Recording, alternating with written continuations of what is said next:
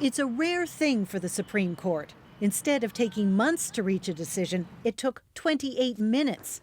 The court is prepared to give judgment at this point. Chief Justice Beverly McLaughlin announced the court was tossing out the federal government's case that Omar Khadr is an adult offender and it was right to send him to a federal penitentiary. We would dismiss the appeal with costs and confirm the order of the Alberta Court of Appeal that Mr. Khadr's sentence is a youth sentence to be served in a provincial correctional facility for adults.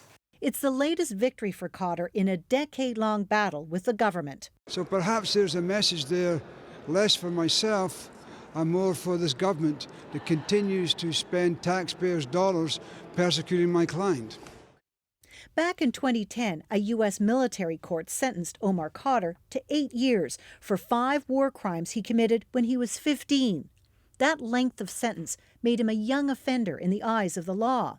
But when he returned to Canada, Correctional Services broke the sentence into 5 separate 8-year convictions, stretching it to 40 years.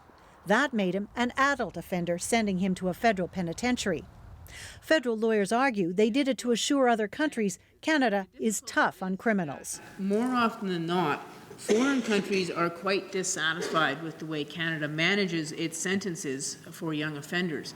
But the Supreme Court ruled that 40-year sentence went way beyond what international law intended. We had a different view. We respect the court's work, and obviously we'll comply with their decision.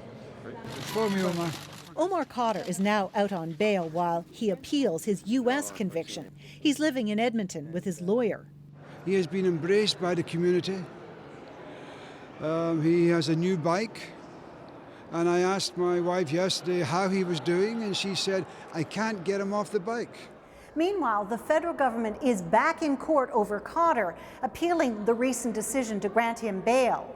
If it wins that case, today's ruling means Omar Khadr will go back to a provincial jail instead of a federal penitentiary. Peter? Margot McDermott in Ottawa tonight. Thanks, Margot.